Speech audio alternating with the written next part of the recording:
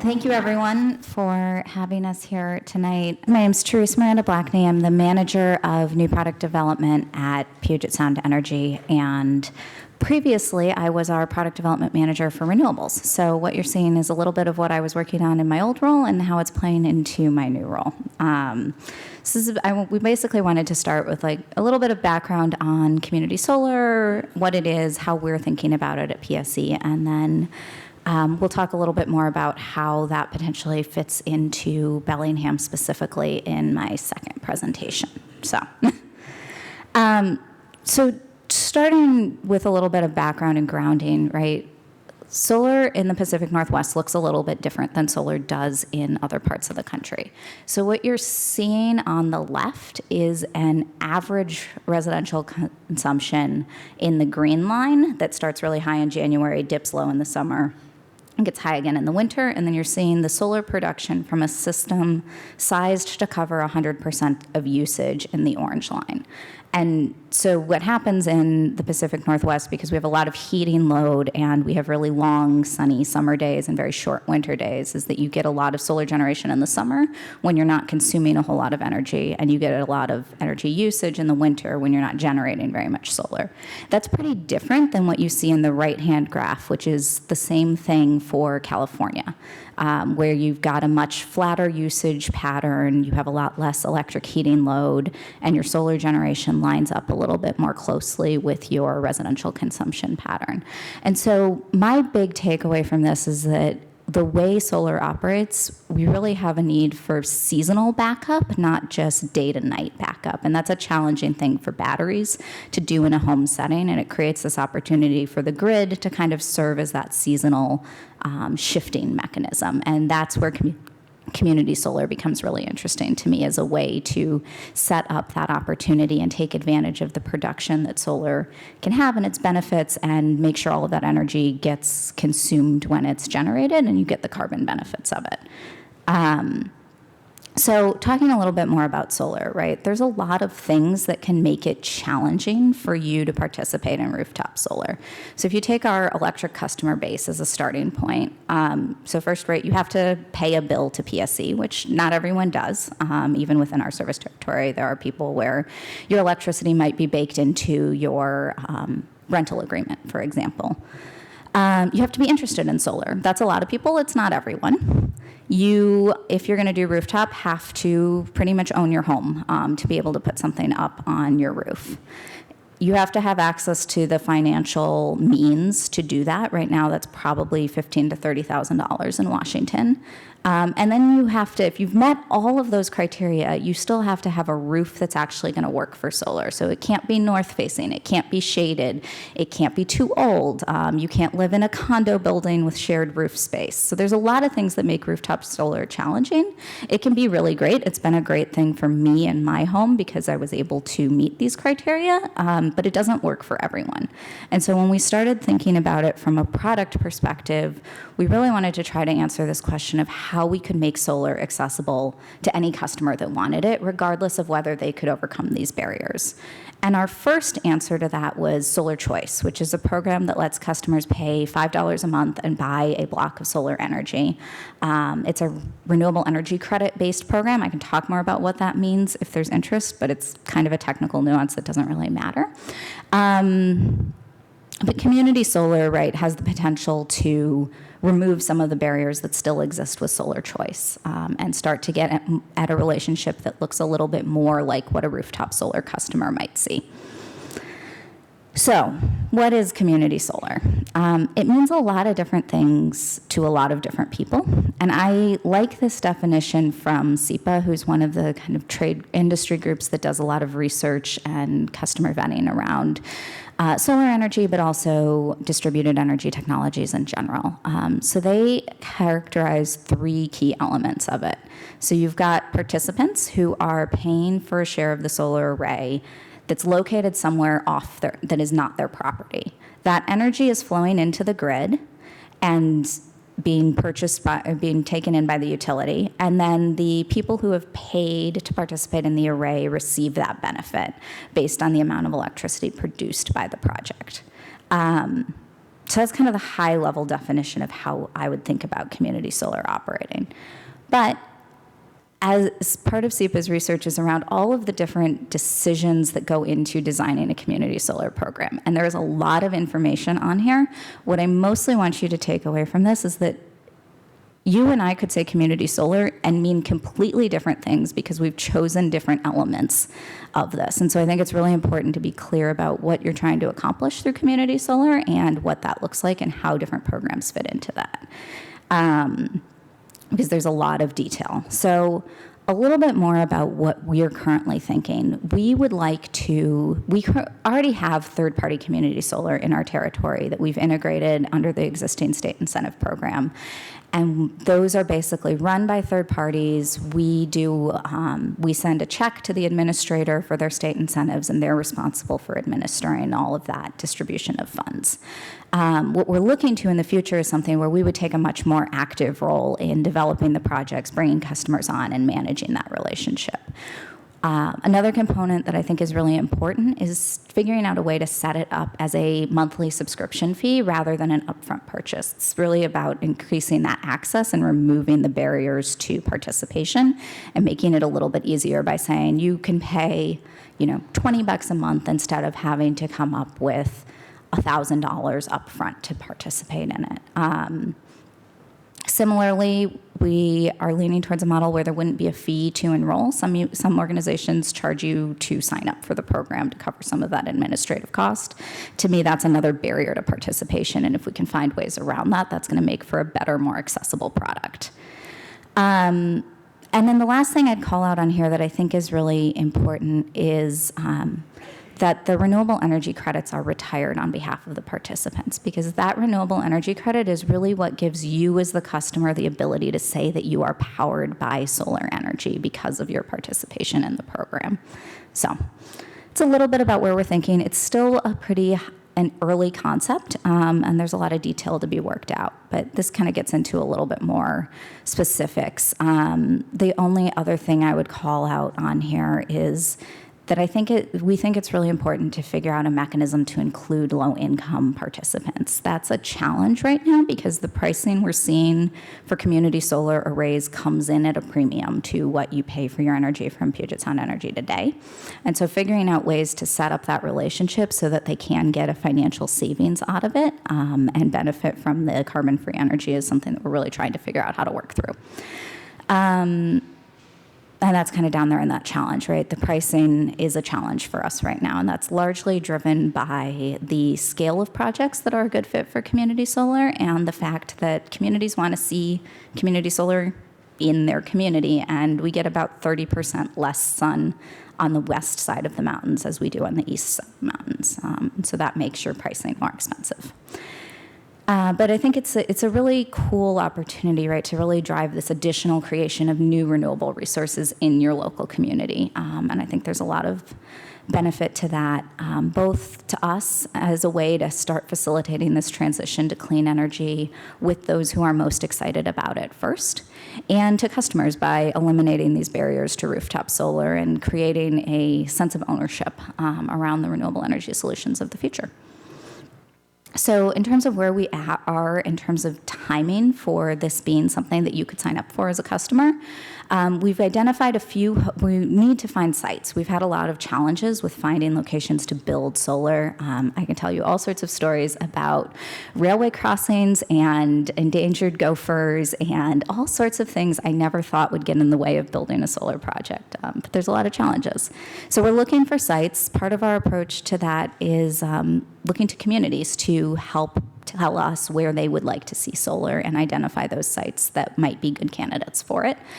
And then in 2020, it's really about really narrowing in on the sites that could be developed, going to the Utility and Transportation Commission, our regulator, and getting permission to offer a program like this because we haven't done it in the past, and starting to build out all of the supporting infrastructure around IT and billing and marketing that's necessary to enroll customers and get them seeing this on their bill. So that is everything I have on community solar. I think over to Johnny. Good evening, and thanks for inviting me up here to the meeting. I think I'm going to expand a little bit on what Teresa said, because hers is from the PSC's perspective, and totally correct on everything that I saw up there. I mean, that very much fits. But community solar across the country has been approached in many different ways. And so even in Washington, there have been community solar projects that were just for residential customers. There are what's called shared commercial, which is basically a community solar project for big commercial customers. Avista's done some of those. There have been some programs that are just out there because, as she said, you can't have solar in your own home, but you want to participate. So mostly it's middle-class people and up who have participated.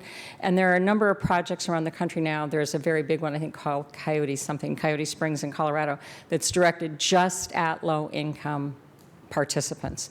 And they look at all those same choices that she showed you up there of how do you structure it, how is it managed.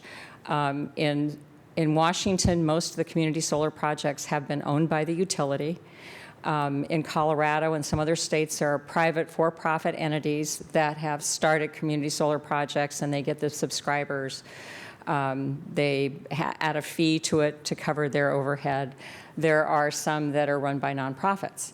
So there's just a whole world of choices to think through who you're trying to serve, why you're trying to serve them, and what the cost would be. Now, I worked in solar for 10 years in Arizona before I moved up here 6 years ago.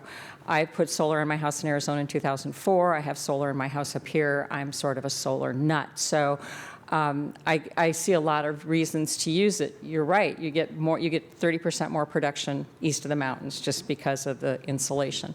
But PSE and other utilities are also looking at, can we build over there? Can we get that power over with the existing transmission system? So can you take those advantages? You can put things on east-west. I mean, there's a number of things you can do. But the pricing is coming down. That's one good thing. I will tell you that the unit I put in my house in 2004 cost over 2 times what it cost me per watt to put the one on 2 years ago here in Washington. That's driven by the international market. That's all there is to it. Washington will never drive that number. The international market drives that number. So when you're looking at how that fits into your program, my experience in the solar industry was people look at putting solar on. Their interest that she pointed out was either they wanted to lower their bills, especially in the Southwest, or they wanted to lower their carbon footprint. And that was what drove people to the solar industry, to get a system on their homes. And so some of the people who want to do that, who can't do that, we had no commercial or community solar in Arizona because 80 or 90% of the housing is single-family housing. So there wasn't a lot of need. In the Pacific Northwest, around Puget Sound, 50% of the housing is multifamily. So those folks have very little choice about, or freedom, I would say, to do what they want to do on their building. They just can't. So figuring out how does that fit into your plans of what you're thinking about long-term is one of the things you might want to assess. So overall, every project that I've heard of in this state that a utility and primarily has put together, and I think the most recent one was at Snowpud. They had, I think, I'm trying to remember, I don't remember the exact size, but I think they had booked out, theirs was an upfront purchase limited to a certain size, a certain portion of the project. And I think they had booked over 80% of it in the first week, and now they're very close to booking the whole project, having every share sold. Some of it's been a little bit of that, trading off, like, oh, I thought I wanted to do it, but I didn't. But they're very close to it. Every one of those projects has sold out very quickly. There's interest out there. And then you have to have, because there's interest out there and because people move, you have to make sure you've got some kind of system in place that you've worked out with the utility for trading those ownership shares. So I think some of what both of us have talked about would probably be better addressed through your questions rather than us just rambling on, but I'd be happy to answer any questions I can answer. Do you want to come up too? Or did you want to wait till after her presentation on the other part? Okay. So that's a little bit about community solar. We also wanted to kind of take a step back and think about how we as a company fit into what Bellingham is trying to do and what opportunities there are to work together towards the goal of reducing carbon emissions. So I'm going to walk a little bit through just some milestones around clean electricity, kind of touch back on the conversation from last meeting about the Clean Energy Transformation Law versus the Bellingham goals. Talk a little bit about what PSE is doing across our service territory to build towards a better energy future, and then what's already going on in Bellingham. And then finally, we've got a couple ideas that are just concepts at this point that we've been kicking around and would love feedback on around what we might be able to do in the future, and how we could grow the work that we already do up in Bellingham to really fit your needs. So top here is the Washington State Clean Energy Transformation Law. The bottom is the goals from the City Council. And there's a couple things on here, right? So moving towards greenhouse gas neutral electricity in 2030, or triggering the cost cap that would slow that progress to keep rates at a reasonable level for customers.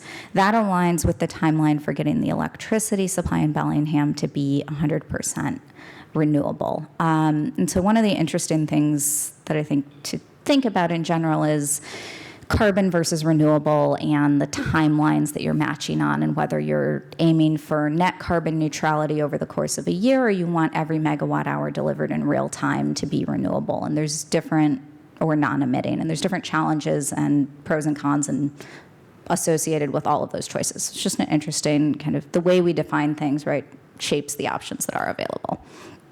And then 2045 is all of our retail load we're aiming to meet with non-emitting and renewable resources. So on to what's happening today. So this is our vision for how we want to approach the change that's coming, right? We want to create a better energy future together with our customers and the communities we serve to protect the environment for future generations. And so that's kind of the guiding principle that goes into everything you'll see after this today, is how do we live out this vision? So portfolio transformation, right, is the most obvious implication of the 100% clean law. So by 2026, we will be 51% or more non-emitting. That big chunk that's coal will be completely gone in 2026. And the reason this says or more is because we buy a lot of our power at market, and we don't know what the carbon content and the fuel mix of that is going to be in the future yet. So it's likely that some of that will be non-emitting resources. We're just not sure how much right now. We've also got a lot of products and services that let our customers voluntarily take actions that reduce their carbon footprints, result in energy savings. So on the renewable energy side, we've got our highly successful Green Power program.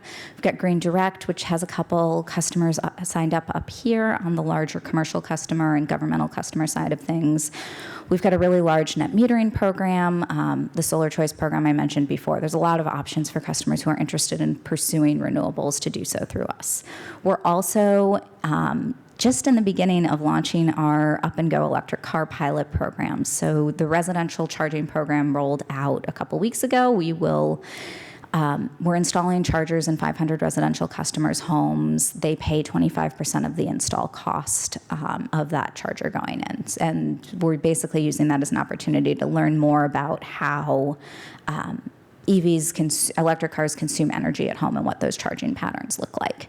That's just one component of the pilot program. It's a 6-pronged program that includes an outreach and education component, a multifamily component, a workplace component, public charging, and a low-income piece to it. So it's a really comprehensive way of trying to get a sense of what we can do in the electric vehicle space and how we fit in there. We're also doing demonstrations around energy storage and trying to get a better sense of how batteries operate in the field and what benefits they can provide and what they can't, and how we should value them as we move them forward. And the goal of that is to eventually inform some sort of customer-facing offering around energy storage. And then finally, we've got our universe of energy efficiency programs that are designed to help our residential, commercial, and industrial customers save energy and money. Lots and lots of options in that. There's a whole slide in the appendix that lists them all if you want to see it.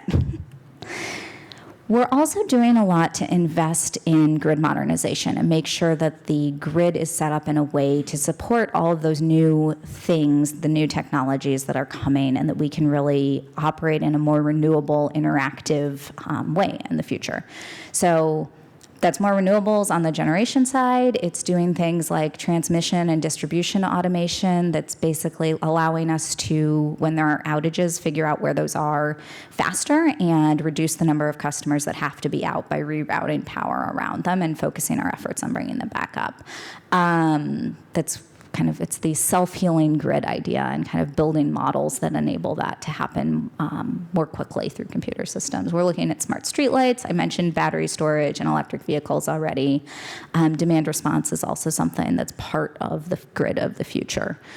And then in addition to kind of upgrading the systems and technologies, we're also starting to change how we think about planning. So that means incorporating things like called non-wires alternatives when we evaluate what the system needs. So we could look at, rather than you could look at doing targeted energy efficiency on one specific piece of the grid that's having some peaking challenges and using that to bring down usage. It could be looking at limited grid substation level battery deployments, kind of just rethinking how we think about things in a way that isn't just build the system out from the center and manage it that way. We've also got a couple things that are coming soon. So community solar, you just heard a lot about, so I'm not going to say any more on that. We're also in the midst of an advanced metering infrastructure rollout to upgrade our metering technology to the current standard. That'll be coming up to Bellingham in 2022. So what does this look like in Bellingham specifically right now? If you think back to those pie charts, this is what they look like for Bellingham. And the difference that you're seeing here is this big green chunk here is all of the voluntary work or voluntary purchasing that customers and residents and businesses and governmental entities and universities have done to decrease the carbon footprint in the city. So if the pie chart was at about 30% non-emitting for the grid, Bellingham's actually more at 40% based on those voluntary actions.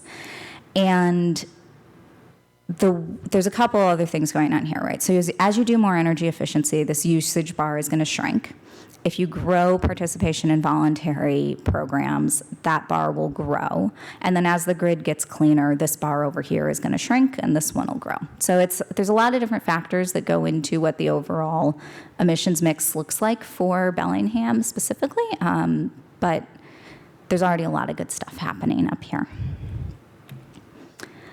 There's a little bit more detail on the products and services side. Bellingham's got about 9.1 megawatts of rooftop solar installed. The city also accounts for about 10% of all purchases that are made through our green power program today. You have the highest participation rate in our service territory with 14% of your residential customers signed up. It's pretty impressive. There's about 850 EVs registered with the Department of Licensing and 39 stations in place. We're also in the midst of having conversations about potentially siting one of our up-and-go pilot public charging stations in the city. So that's an ongoing conversation. And then a lot of energy efficiency. So 200 projects on the commercial and industrial side with nearly 10,000 megawatt hours of savings in 2018, and about 1,500 megawatt hours of savings on the residential side. So it's impressive. It's a lot that is already happening, and I think there's a lot of credit that needs to be given for what's already been done. I'm going to take a minute to talk about the format on this, because you'll see it on the next 6 options. So what we wanted to try to do was take a couple different actions and put them into a format that made them kind of easy to digest and compare. So on the left, you've got a little description about what the program or the strategy is. On the right, you'll see our initial first cut estimate of what the carbon reductions could look like. Some information about costs and financial benefits, the level of participation that's needed, and then also the social impacts of the different programs. So kind of trying to pull in some of that triple bottom line approach. And then roles of the different parties at the bottom. So all that stuff we talked about on the last slide adds up to about a 2.5% reduction in emissions every year. it's really weird not to get questions. I'm just like and so, right, we'll keep doing this no matter what. We're going to continue to offer energy efficiency. We're going to continue to promote our renewable energy programs. We'll continue to partner on EVs and offering market transformation solutions to help get more electric vehicles on the road and decarbonize the transportation sector. But we also wanted to think a little bit more expansively about what the future could look like and how we might go beyond what happens today. So these are the 6 options that you'll see next. This graph is not to scale. It is not mathematically exact, but it was helpful to me to kind of put the different options in context.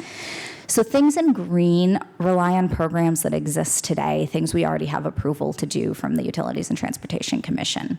The blue stuff is much more conceptual. They're ideas that we're kicking around, products and services we could offer in the future, things that we'll need help to develop and refine and figure out exactly how they need to be structured to work for the people who want to participate in them.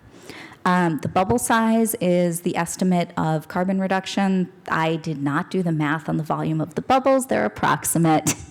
And then the difficulty is kind of how much of a lift it feels like it would be to implement it across the board. And the time to realization is how long we think it would be before you'd start seeing those carbon reductions come to fruition. Okay, so let's get into the details. Option 1. Set a target around increasing green power participation. You're already at 14%. We've seen levels as high as 25% in other parts of the country. So what would it take to get Bellingham up to that level, and how do we move towards that goal together and promote greater participation? Encourage those who are invested in this change to put their dollars behind it. From a social perspective, this has the benefit of making sure that the added costs that this brings are covered by those who want to do it. But the cost can also create a barrier to participation for some people. Not everybody who wants to do this can afford to do it. Okay. The next strategy we looked at was, what if you set a target of doubling the number of EVs on the road in Bellingham? So that gives you about 5 million tons of carbon emissions. One note on this is that attributes all of the savings from the miles a car drives to Bellingham, not just the miles that occur within the city limit of Bellingham. So there's a little bit of squishiness in that. And these numbers will get bigger per vehicle as our grid gets cleaner. You'll get more and more carbon savings from electrifying transportation. So this is one of those where as we get closer and closer to moving towards the goals under SEPA, you'll start to get more and more benefit from electrifying transportation. You've also got a lot of direct financial benefits to the participants in terms of lower fuel costs, savings on maintenance. So there's some real financial benefits to those who can convert to an electric vehicle. And then you've got community benefits from the reduced local air pollution from not having gasoline vehicles in the city anymore.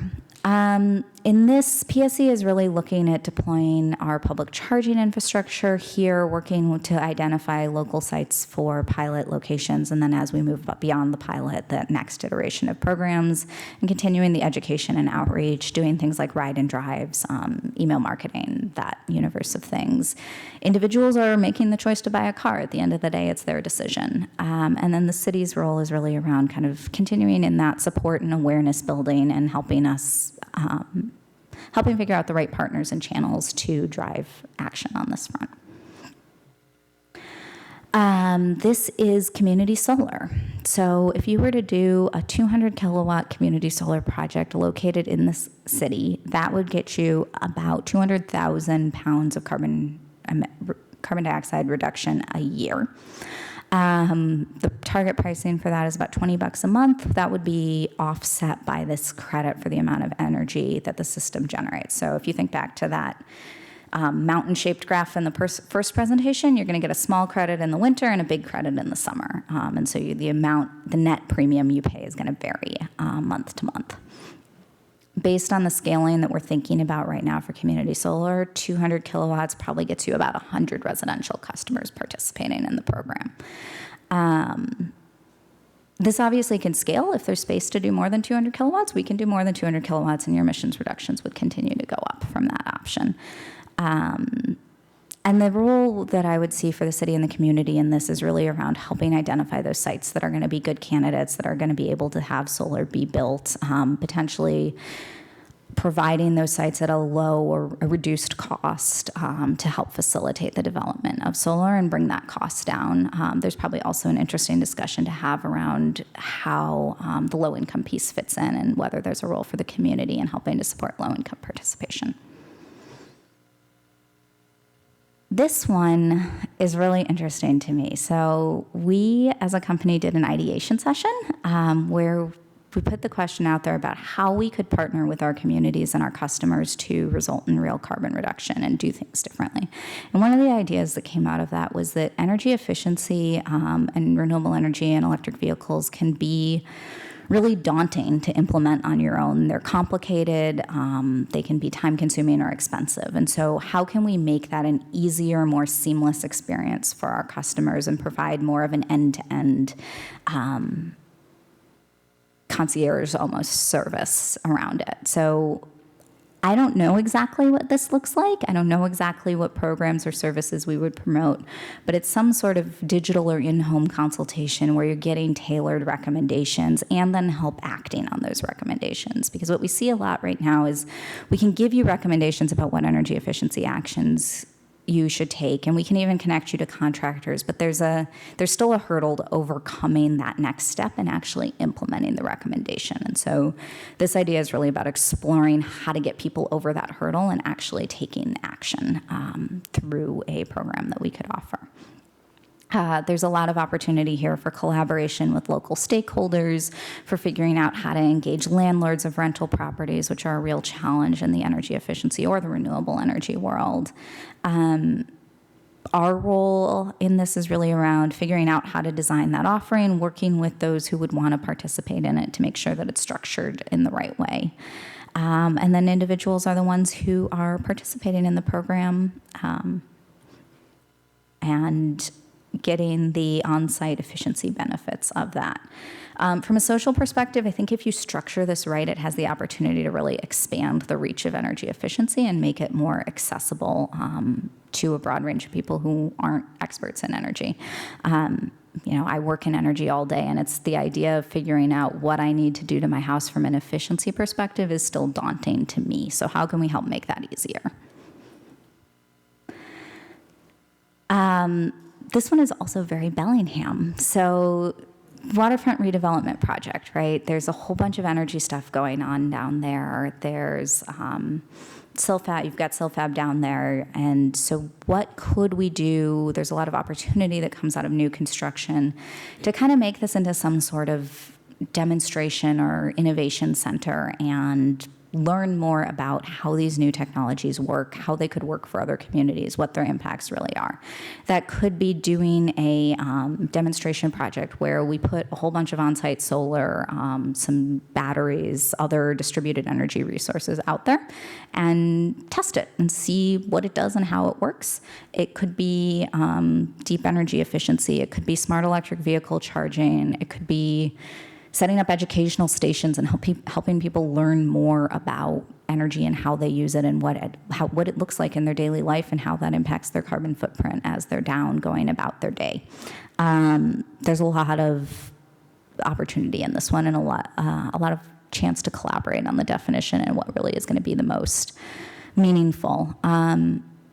Carbon reduction impact, it's hard to say. This is very conceptual. It's probably early stage technology, and to me, part of this is about learning more about how these technologies work and what their carbon impacts are. Some of these we don't really know what it's going to do or what it's going to cost yet. And then finally, so we have this model of Green Direct that allows governmental entities and commercial customers to group together and agree to purchase the output of a newly constructed wind or solar facility. So what would it look like if we expanded that concept to a community and allowed a city to opt in everyone within their bounds. You get a lot of carbon emissions out of doing this. The amount depends on whether you allow opt-outs, whether you limit it to just residential customers, or you say it's everyone. But 30 to 90% of your 2018 electric emissions could be covered through this, and that remaining 10% on the 90% piece of it is basically the 10% that you're already getting from your voluntary renewable energy programs. So that potentially puts you at 100% renewable. It's got some challenges. There's a lot. We've never done this before. As far as I know, nobody has really done this in this way in the country. So there's a lot to figure out around around frameworks and what mechanisms allow this to happen and how you would do the billing relationship and kind of that nitty-gritty behind the scenes. It would definitely need approval from the Utilities and Transportation Commission.